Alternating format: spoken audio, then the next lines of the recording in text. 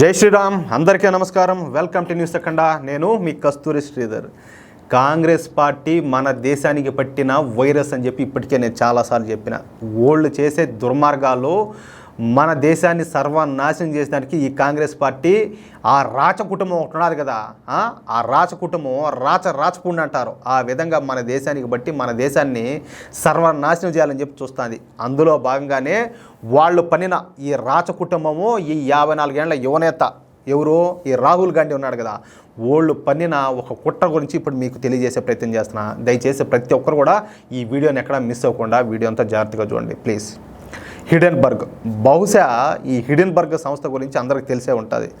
ఈ హిడెన్బర్గ్ అనేది ఈ సంస్థ ఏంటంటే ఒక అరాచక సంస్థ, అంటే ఒక షార్ట్ సెల్లింగ్ సంస్థ అనమాట. మీకు అర్థమయ్యేటట్టు చెప్తా, దయచేసి మీరేమి టెన్షన్ అవ్వాల్సిన అవసరం లే, మీకు అర్థమయ్యేటట్టే చెప్తా. నేను ప్రపంచంలోని బిలియనర్లను మోసాల ద్వారా డిఫేమ్ చేయడం ద్వారా ఆయా బిలియనర్లకు చెందిన సంస్థలను దివాలా దించి 4 డబ్బులు వెనకేసుకునే సంస్థ ఇది. మీకు అర్థమవుతుందా? ఇంకా న్యూస్లోకి వస్తే ఇంకా బాగా అర్థమైపోతుంది మీకు. దీని ఆఫీసు అమెరికాలో ఉంటుంది. ఈ హిడెన్బర్గ్ ఆఫీస్లో పట్టుమని చెప్పి 10 మంది కూడా పనిచేసేవాళ్ళు, అంటే ఉద్యోగులు 10 మంది కూడా ఉండరు. కానీ ఈ హిడెన్బర్గ్ సంస్థ చేసే ఆర్థిక మోసాలు అన్నీ ఇన్ని కావు, ఓకేనా? అయినప్పటికీ ఈ సంస్థపై అమెరికా మాత్రం చర్యలు తీసుకోదు. ఎందుకంటే ఈ హిడెన్బర్గ్ వెనకుండేది జార్జ్ సోరెస్ అనే ఒక తాచుపాం. ఈ జార్జ్ సోరెస్ గురించి గతంలో కూడా నేను చెప్పిన, ఒకవేళ ఎవరైనా అనుకుంటామంటే మళ్ళీ చెప్తా. ఈ జార్జ్ సోరెస్ అనేవాడు ఒక బిజినెస్ మ్యాన్. ప్రపంచ దేశాలను తన గుప్పిట్లో పెట్టుకొని తన వ్యాపార సామ్రాజ్యాన్ని విస్తరించుకోవడం ద్వారా లక్షల కోట్ల డబ్బును సమకూర్చుకోవడం, అలాగే ప్రపంచ దేశాలన్నింటినీ వీడి చెప్పు చేతల్లో పెట్టుకోవాలనేది వీడి కుట్ర.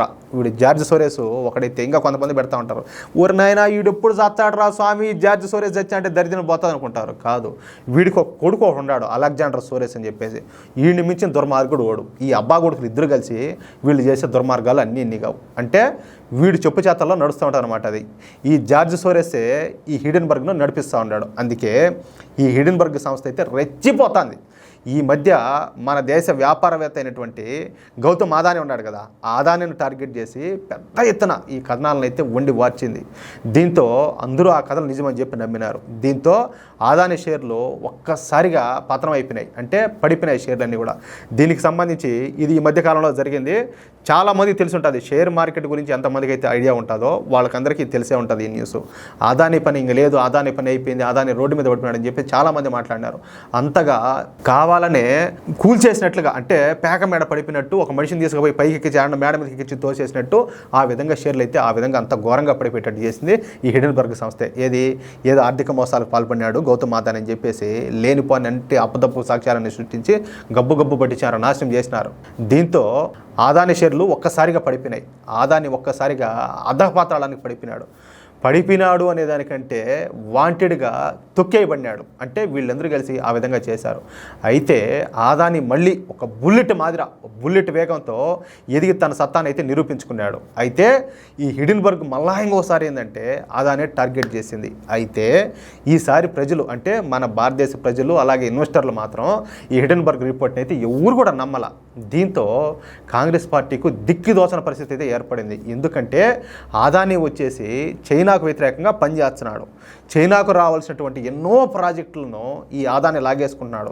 ఈ గౌతమ్ అదానికి డిఫెన్స్ దగ్గర నుంచి పోర్ట్ల దగ్గర నుంచి ఇట్లా ఎన్నో బిజినెస్లు ఉన్నాయన్నమాట. దీంతో ఈసారి కూడా కాంగ్రెస్ పార్టీ అదానీను ప్రధాని నరేంద్ర మోడీని కలిపి టార్గెట్ చేసింది. ఎప్పటిలాగానే నరేంద్ర మోడీ అదానీలు కలిసి ఈ దేశాన్ని దోచుకొని తింటారని చెప్పేసి పెద్ద ఎత్తున విష ప్రచారం అయితే మొదలుపెట్టింది.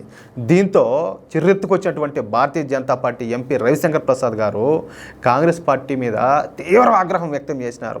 ఈ సందర్భంగా ఆయన మాట్లాడితే ఏమన్నాడంటే, అదానీని దెబ్బ కొట్టడం ద్వారా కాంగ్రెస్ పార్టీ భారతదేశ ఆర్థిక వ్యవస్థను దెబ్బకొట్టే ప్రయత్నం చేసినారు. ఇది పాయింట్ మీకు అర్థమవుతుందా? ఈ దేశంలో అదానీ కావచ్చు, అంబానీ కావచ్చు, లేకపోతే బిలియనర్లు ఎంతోమంది ఉన్నారు. వాళ్ళు ఏంటంటే సంపద సృష్టించడంతో పాటు, అంటే వాళ్ళ సంపద పెరుగుతుంది అంటే ఏంది, సపోజ్ వాళ్ళు ఈ దేశంలో ఉండారో, వాళ్ళ సంపద పెరుగుతుంది, వాళ్ళు ట్యాక్స్లు ఎవరికి కడతారో, పాకిస్తాన్కి కడతారా, చైనాకి కడతారా, అమెరికాకి కడతారా? కట్టేది మన భారతదేశానికే కదా. అప్పుడు వాళ్ళు ట్యాక్స్ కట్టడం ద్వారా బలపడేది ఎవరు? ఆర్థికంగా బలపడేది ఏ దేశము? భారతదేశమే కదా. కానీ వాళ్ళు చతికిలు పడిపోతే, వాళ్ళు సర్వనాశనం అయిపోతే, వాళ్ళు కొన్ని లక్షల మందికి ఉద్యోగాలు ఇస్తూ ఉంటారు. ప్రత్యక్షంగా కొన్ని లక్షల మందికి ఉద్యోగాలు ఇస్తూ ఉంటే పరోక్షంగా ఇంకా చెప్పని అవసరం లేదు, ఇంకా అంతమంది బతుకుతూ ఉంటారు వాళ్ళ కంపెనీల ద్వారా. వాళ్ళందరూ కూడా వచ్చి రోడ్డున పడతారు. ఆర్థిక పరిస్థితి దేవాలా దిచ్చాది. భారత్ ఏంటంటే పాకిస్తాన్ లాగా తయారవుతుంది. ఈ కాంగ్రెస్ పార్టీకి ఈ 54 ఏళ్ల యువనేతకు నేను చెప్పా కదా, హింసించే 24 రాజు పులికేసి అని చెప్పేసా. వీళ్ళకి ఏంటంటే అప్పుడు వాళ్ళకి అబ్బా ఆనందం అది మామూలుగా ఉండదు. దానికోసం వీళ్ళు ఏంటంటే భారతదేశం మీద, భారతదేశానికి సంబంధించిన ఈ వ్యాపారవేత్తల మీద అంత విషాన్ని జిమ్ముతున్నారు. ఏంది వీడు మళ్ళీ సపోర్ట్ చేసేది ఎవరికి? ఆ జార్జ్ సోరేస్కు. వాళ్ళ కనుసన్నల్లో ఉంటా ఈ దేశాన్ని అస్థిరపరిచేదానికి, ఈ దేశంలో ఉన్నటువంటి సంపన్నులను, ఈ దేశ ఆర్థిక వ్యవస్థను దెబ్బతీసేదానికి వీళ్ళు ఎంత ప్రయత్నం చేస్తున్నారో దీన్ని బట్టి మీరు అర్థం చేసుకోండి. భారతదేశంలో ఆర్థిక అరాచకాన్ని సృష్టించడానికి కాంగ్రెస్ పార్టీ పూనుకునింది. అంతేకాకుండా దేశంలో ఆర్థిక అస్థిరతకు ప్లాన్ వేసినారు. అదేమయ్యా అంటే కాంగ్రెస్ పార్టీ ఈ హిడెన్బర్గ్ రిపోర్ట్ అని చెప్పేసి వాదిస్తూ ఉండదు. కానీ ఈ హిడెన్బర్గ్ ఒక షార్ట్ సెల్లింగ్ సంస్థ అన్న విషయం కాంగ్రెస్ పార్టీకు తెలియదా?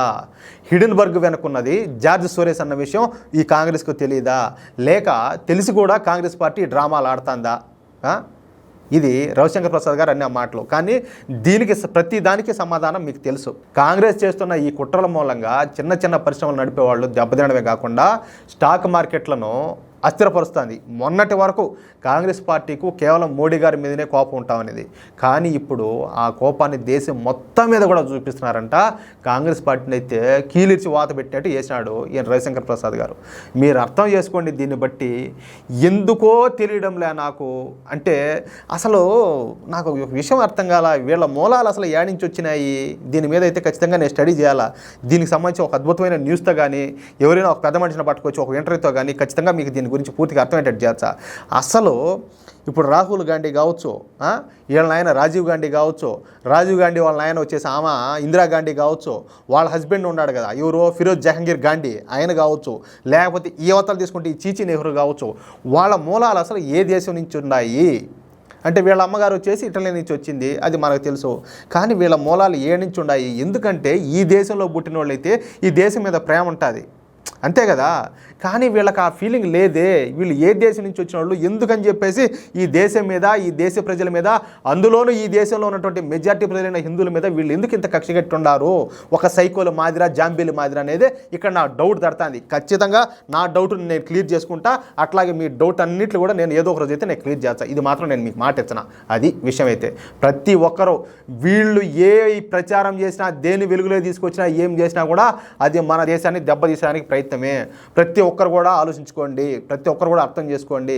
కాంగ్రెస్ పార్టీ పనిచేసేది ఈ దేశాన్ని సర్వనాశనం చేయడం కోసమే. దయచేసి అర్థం చేసుకోండి. అది విషయం.